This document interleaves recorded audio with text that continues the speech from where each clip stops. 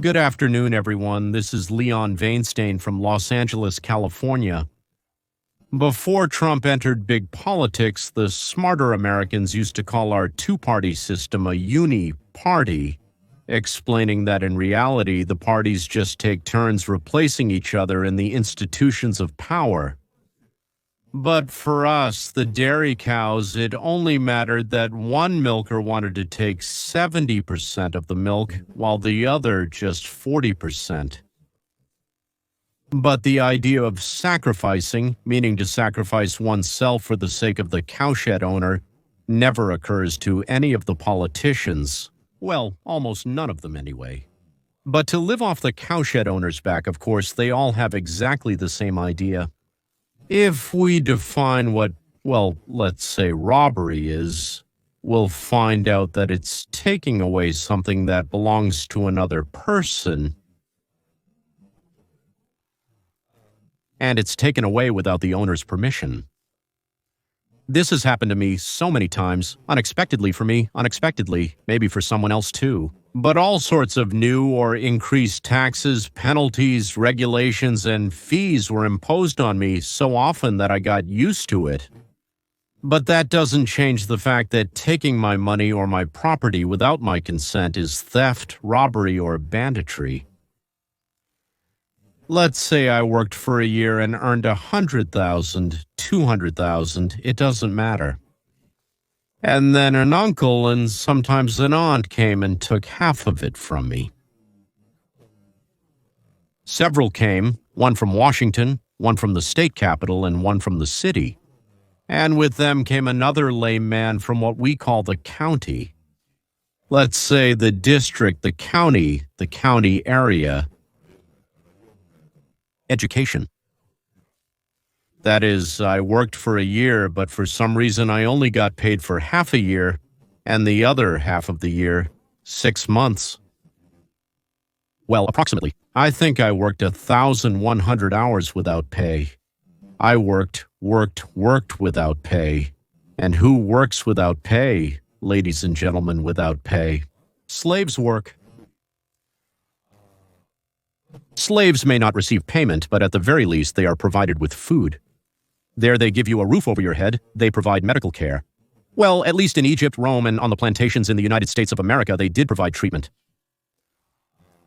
Well, property, why, so to speak, would you want your property to break down the wrong way? But here, you just worked and got nothing.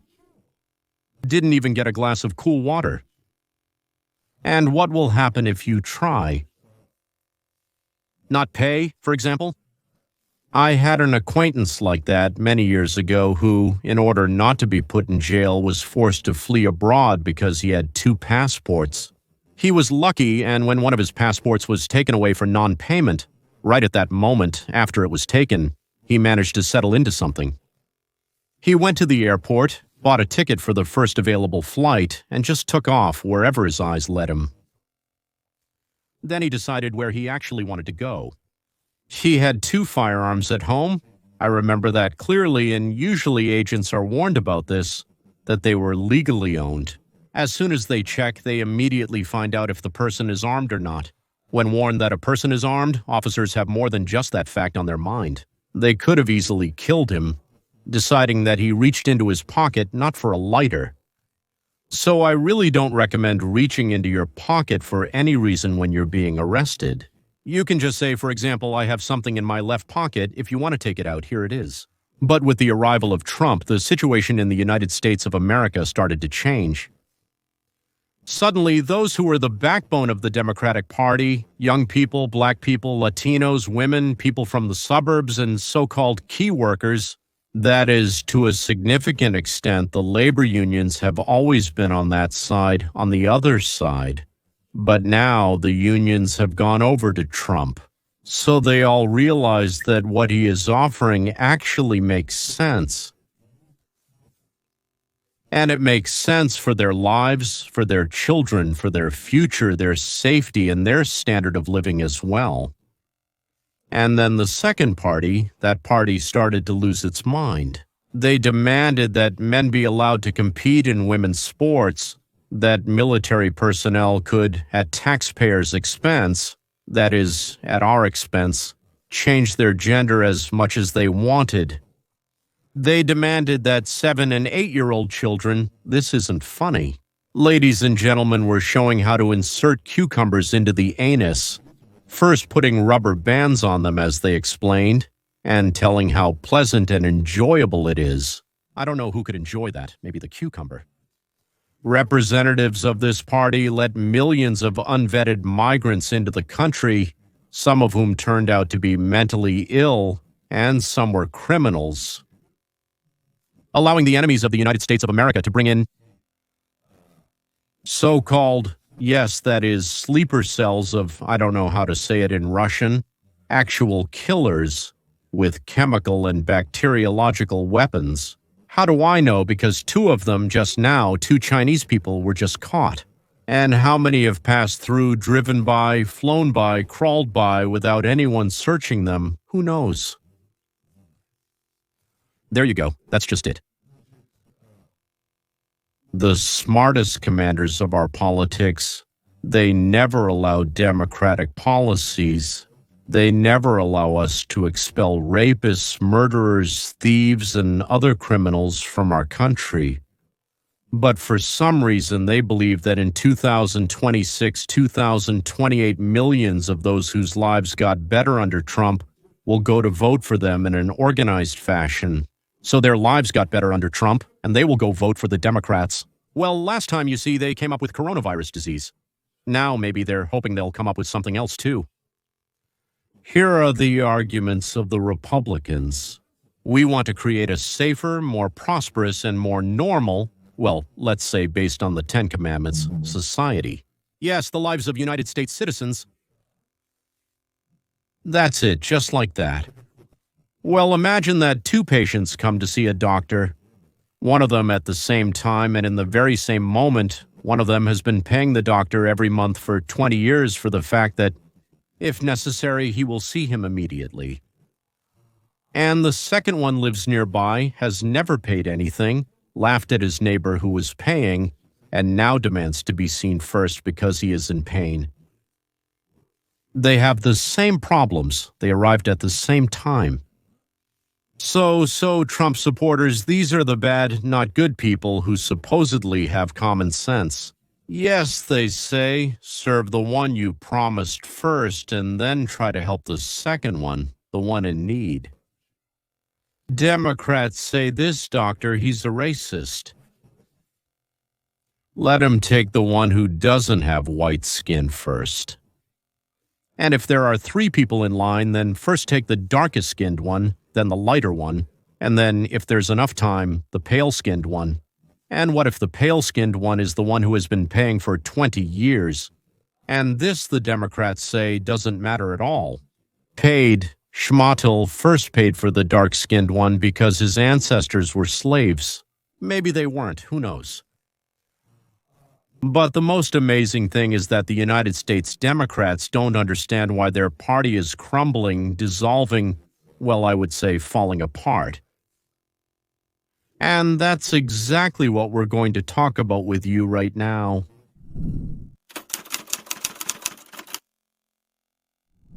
Sometimes I really want to beat up these cocky pups. But you can't.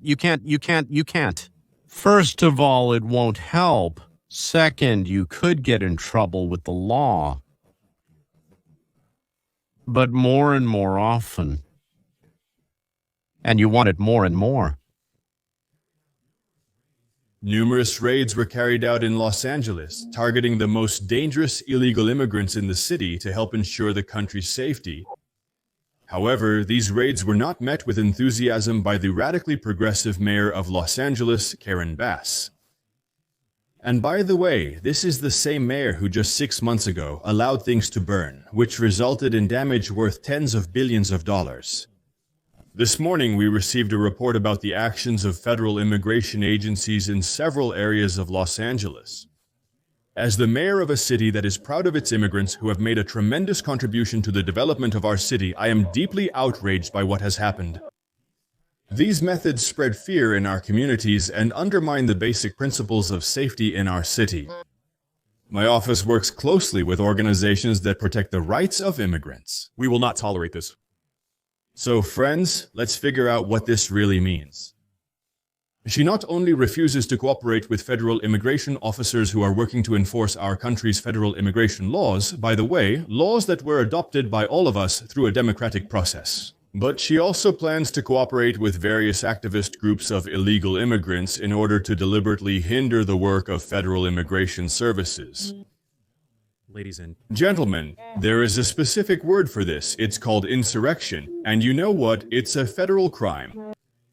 But, friends, this is where today's story really gets crazy. You see, the mayor of Los Angeles, Karen Bass, also made a video statement about all of this. And oddly enough, it proved to be even more terrible. My Mersha is an amazing example of democratic politics. She doesn't understand anything. I mean, absolutely anything. You can't say that she understands this, but not that. No, she doesn't understand anything at all. But she's black, she's a woman, she's a lesbian, and she's a troublemaker, so she's a real Democrat. We will fight for all residents of Los Angeles, regardless of when they came here or whether they have documents. We are a city of immigrants, and this affects hundreds of thousands of Los Angeles residents. There you have it, friends. You all heard it yourselves. She spoke on camera to urge all Los Angeles residents to actively resist the federal immigration and customs enforcement agents of President Trump. And that's exactly what happened. See for yourself. Meet Giovanna Lara. Right now, you are seeing live coverage of one of the protest actions taking place in Los Angeles just a few hours after the mass immigration raids. Press Christie is going live from Studio 7 with the latest news. After the raid, when the police arrested several criminals who were in the country illegally, the Democrats called up their guard. They have phone lists of those who at the first call rush in for a small amount of money and $100 per head. They brought 1,000 people to protest, but not just to protest peacefully. They brought them to where the arrested bandits were being held and started an assault, a really idiotic one. Of course, they didn't get anywhere, but footage of this so-called fight for freedom by these hired troublemakers against the tyrants who want to remove murderers and rapists from our city streets was broadcast all over the world. that's how it was. And the police had to fire back with tear gas.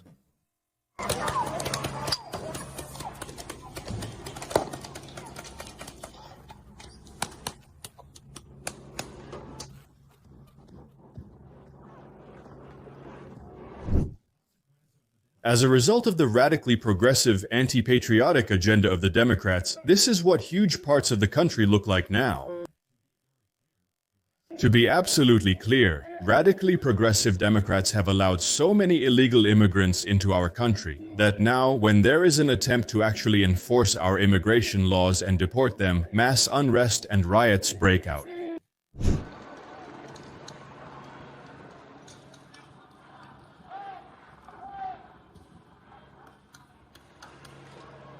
Look at the writing on the wall. It says "Death to America" with 2 Ks to make it look like Ku Klux Klan, of course. An interesting combination. Release the murderers, thieves, and rapists, or we'll beat you all up. Death to America, and you damned racist capitalists, and so on. Like Che Guevara from Roski, Humba, and Binney, and in general, a completely uncultured evolution. This, gentlemen, is what the Democratic Party of the United States of America is offering us. Are you interested?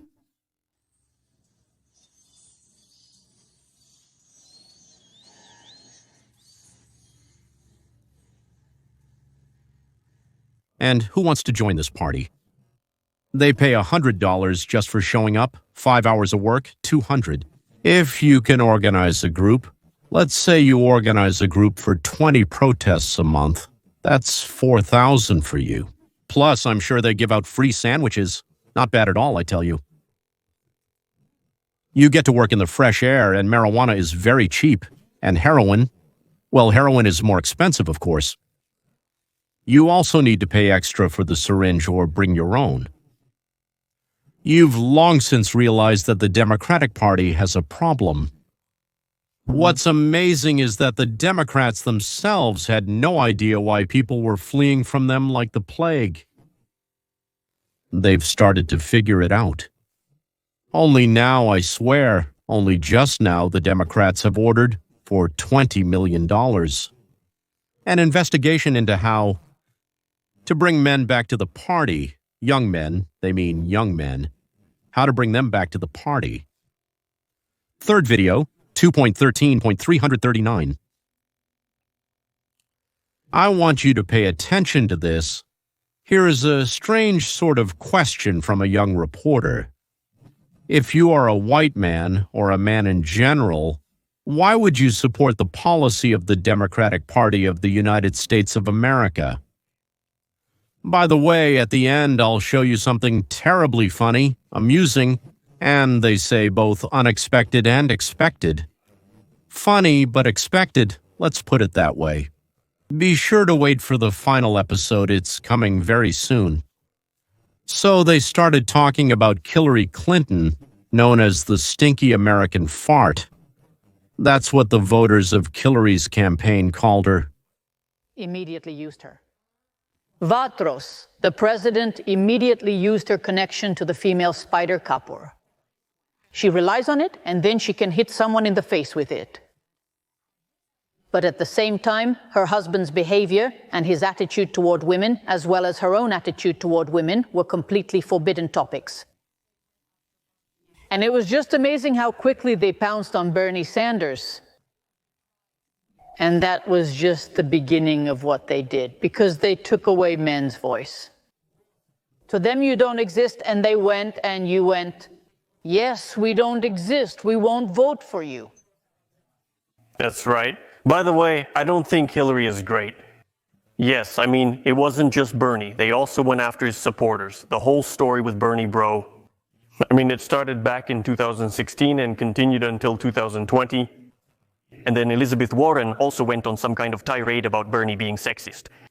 I want to say this happened again and again and again. What's funny is, I mean, the Democrats are trying to find their own liberal Joe Rogan. The liberal Joe Rogan was Joe Rogan himself until a couple of years ago. He supported Bernie. And that's exactly when, this 5-year campaign to demonize Joe Rogan began. That was when he told my boss, Barry Weiss, yeah, I guess I'll vote for Bernie, period. He was incredibly consistent his whole life. They immediately went after Joe Rogan and Bernie and tried to make him renounce it. Well, that's kind of a tacit endorsement from the most popular podcaster in America, because he was saying completely reasonable things about trans women and women's sports. And so there really is a direct connection between the Democratic Party's inability to connect with young men, especially in spaces like podcasts and all this new media, and the way they treated Bernie and his supporters, because most of them... Andrew Schultz recently invited Bernie over. He left the interview thinking that America should become more socialist. That is, he likes Bernie. He also interviewed Bernie. He also likes Bernie. So to me, it's absolutely obvious. If the Democrats, Bernie can't run again anymore, but if the Democrats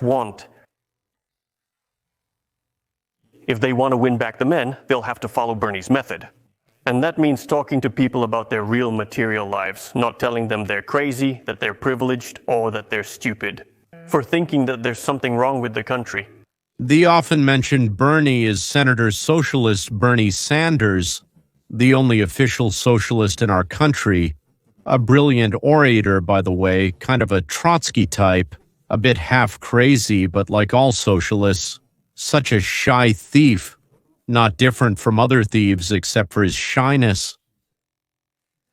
Before it's finally starting to dawn on the Democrats, your politics suck. And now we have a new think tank telling the Democrats, just stop being weirdos.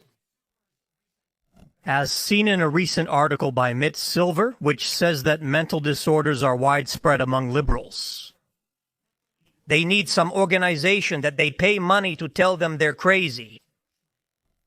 According to the politician, the new think tank is pushing Democrats toward more popular positions. The name, inspired by the birthplace of Senate Majority Leader Harry Reid, comes at a very difficult time for the Democratic Party. They held a closed meeting last month. The top Democratic strategist pitched his idea to party leaders and donors. Just listen. If we want to win again, we need to break down ideological barriers and abandon the separate interests agenda. That means we need to stop pushing ideology to the masses if we want to get back to power again. I don't know, but the Democrats really won't be able to do that because the young progressives are too deeply rooted. They live for their greed, pride, envy, lust, anger, and sloth. You know what I mean? Their greed. That's all of them. I think that was all. A project inspired by the birthplace of former Chief Ensign Harry Reid appears at a very difficult time.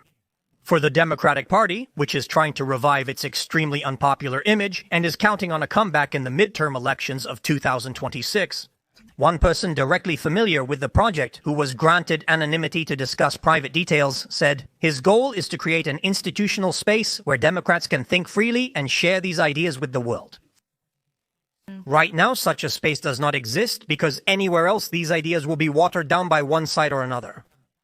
This person continued, adding that the project will not be guided by any particular ideology or by dividing people into left and right, but rather will rely on the best ideas wherever they may come from.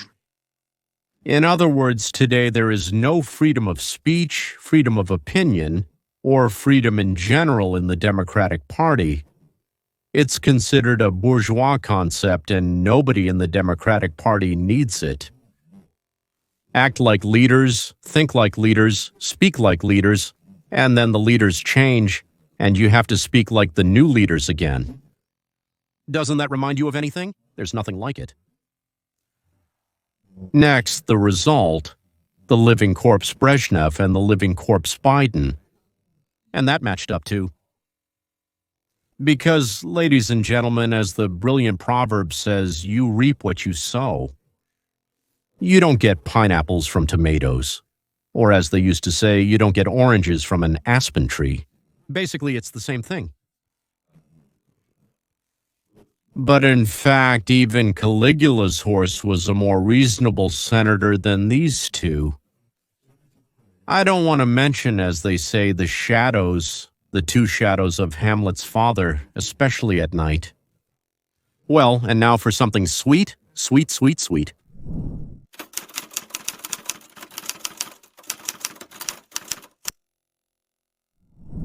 And the campus reform program interviews students. This time they asked, are you for socialism? And if they said yes, they asked a few more questions. You get a high grade point average and you don't want to give it up, and then you start making a lot of money and you don't want to give that up either. Well, I think the difference is that you study for your own grades, right? And grades often reflect how much time you've spent studying. But to become a millionaire, you have to work a lot. Hi everyone, welcome back. I hope you're doing well, wherever you may be. In this video, we'll watch a street interview where progressive students who support socialism are questioned until it affects them personally. It's really funny. Let's proceed with the campus reform. Today we are at the International University of Florida discussing students' opinions on socialism and support for socialist policies, according to the average score. To make it clear, in Russian, this probably sounds like average grade or mean grade. What does that mean? It means the average grade for completing some kind of school, let's say from... It depends on whether you'll be accepted into a university or which one you'll get into. Let's say if your average is 3.8, that's enough for a local college. But if it's Harvard, then you need something like 4.2, for example. I haven't checked exactly what you need for Harvard Plus. Well, there are all sorts of additional things, so to speak. If you're, so to speak, a beauty, a student, an athlete, a Komsomol member, then you can add something extra too. So, in other words, those who want to get into a good college, a good educational institution, they work hard, they don't get enough sleep. They overeat, all to get a high-grade point average. That's it. This is very important. Well, now let's move on. Are they ready to share their high-grade point average with those who have a low one for the sake of equality? What would you prefer for America, socialism or capitalism? I would choose socialism. How do you feel about the word socialism, positively or negatively? I think I would choose positively. I have relatives in Europe. They go to college for free, their healthcare is paid for, and they don't have to worry about it. I prefer that to capitalism. Got it. I also think I prefer socialism to capitalism. Socialism is more focused on helping people, especially those who are governed, taking care of them and their well-being. I wish everyone had the same opportunity. America has a lot of excess. The main idea of socialism is that people at the top do their fair share to help those at the bottom, trying to prevent income inequality and excess. What do you call that?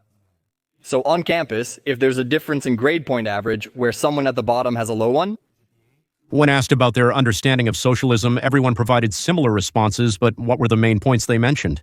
It means that those who worked a lot, earned a lot, or already have something. Maybe their dad, uncle, or grandfather left it to them, or they possibly won it in the lottery. They should give a part to those who have little and are lacking something. So if you, let's say, earned a lot, and someone else earned little and they don't have enough for something they need, then you are obliged to share with them. This is socialism, and it's very good, as all these representatives of the student body believed. Then the host asked, "What about redistribution and this very average?" Yes. You worked hard while someone else was at home watching television. Are you ready to give him a point or two so that he can get into college? Of course, and you'll have a little less left. It will affect your life, but you're a noble person and very socially minded. would you support a policy where people with high scores share their wealth and give part of it to those who have low scores? To give, I mean to help them get better. Yes, I'm totally for helping. I wouldn't just give it away like, oh, here, let me just give you part of mine. It's about fairness. We should help those who are less fortunate. I've lost a lot of sleep, so I don't know if this will be fair. No, said the dark-skinned girl. I've worked hard, so why should I share with someone who hasn't worked? Wait a second, you did say that. But back then she said that others should share, and now they asked her if she would share. It's difficult if... It would probably be hypocritical of me to say no. That's completely different. How is it different? Because all day I'm studying all day just for the grade. What do you mean by sharing? Like, literally give them part of my grade point average? Yeah. I would like to say no right away. What's the difference between wanting to get a high grade point average and not wanting to share it, and wanting to make a lot of money and also not wanting to share it? Well, I think the difference is that you study for your own grades, right? Grades often reflect the time spent studying. To become a millionaire, you also need to work really hard. I don't deny that fact either, but I mean an ordinary working person. You know, what do you think? Is there any similarity between earning your own salary and maybe not wanting to give it to those who don't work to earn it? And it's the same with points. You earn them and you say, well, I don't necessarily want to give them to someone who maybe isn't working for it. That's right. I think because of that feeling, people think no one will work for it. For example, I sacrificed a lot to get mine. You know, I don't go out as often as I'd like, but it's for something bigger in the future. At least that's how I see it. So, no, I wouldn't sacrifice my things, like my time, to help someone who doesn't want to make the same sacrifices. I understand. None of them, not a single one, would give up what they have because it's theirs. Or hers, yes, because he or she earned it through hard work. Why should they share it? Let others share, but I won't. I'm not crazy. There are people who are at the bottom, but they really try. And there are those who are at the bottom and they deserve their low score. Yes, how do people make money with their income? You know exactly what I mean. Here are some people. Let's not judge anyone. It's not about aiding those in need. Basically, you benefit from me working for you, so who's really the bad one here? I don't think that's a good idea, because then you're taking away from people who actually earned that grade. What about those who don't try for grades? They just get what they deserve. Do you understand? And do you think it's the same with your salary? Yes, I definitely think so. No, it's the complete opposite of meritocracy, you know? The complete opposite. It's kind of terrible. I don't think you can compare them, because your grade point average isn't necessarily directly related to your quality of life. But you still have to earn wealth, just like a salary. However, I don't believe most wealthy people in this nation truly earn their riches. Most of that money is inherited. A lot of that money, you know, is made on the stock market, isn't it? They don't actually work for it. They just press a button on a computer for it. Well, I mean... If everyone has the same grade, the average becomes meaningless as a criterion. But the real issue is about fairness, isn't it? Well, that's fair. Look at it this way. I see it like this. You know, is it fair for everyone to have the same result, or is it fair for everyone to have equal opportunities? Yeah, for me, it's fair when everyone has equal opportunities, you know, not the same result, right? Because if I work harder than you and get a better result, then it's fair for me to have a better grade or a better opportunity than you. That's right. The most qualified candidate, regardless of gender, should get the job based on merit. All these students who voted for the Democrats changed their minds in 3 minutes and said that the revolution is being divided because it's not fair. Many of them will go vote for the Democrats again, right? But a couple of them will think and say, wait a second, they were feeding me nonsense and they were really pulling the wool over my eyes. Capitalism is based on greed, right? They think the people at the top have all the money, they're greedy, period. Then they believe that socialism is based on human needs, and that's nice. But that's not correct. Actually, it's the other way around. I already mentioned this in a video a couple of days ago, but if you go to Amazon, there are thousands of products there. Actually, millions of products on their platform. I don't know how many exactly, but there are a lot. And these products, these offers, are the result of the work of people who believe they have what you need. And if they're right, they'll succeed, they'll make money. But if they're wrong, they won't make any. That's how free market capitalism works at its core. It encourages people to improve their own lives by meeting the needs of others. Simply put, no one starts a business, creates something, develops something, or provides a service just for themselves. No. People start businesses to make money, to fill a gap in the market, or to help someone solve their problem, that is, to provide a service. But in the end, the goal of making money and building a successful business is very difficult. Most startups fail. That's why when these students say, but I work hard for my grades, that's different. It's not different. If you look at a company, when the chief executive officer, let's say, I don't know, of McDonald's or Burger King, in general, some restaurant chain spends millions and millions of dollars every year to understand what customers want, what they like, what needs to be changed, what doesn't work, and what works best. And they need to do this quickly and efficiently because the market is damn competitive, and the consumer is you and me, guys. We have the ultimate power in a capitalist economy. We vote with our money. In a socialist economy, the ultimate power belongs to the state. That's what you don't want. That never works. The state decides what you get from a limited supply and determines how much of that supply should exist. Instead of millions of people making millions of decisions about what they want. In socialism, a few government elites decide what people should have. I agree with the host 1,000%. Just 1,000, even 1,003. He should be teaching, of course, instead of the leftists who lie at every step. And for a different opinion, well, they give you a really bad grade or even kick you out. Gentlemen, we'll finish on this note. And will you watch the program one more time? I highly recommend it. Then you'll have excellent material for a conversation with your young or not-so-young liberals. That's all. See you next time. Subtitles created by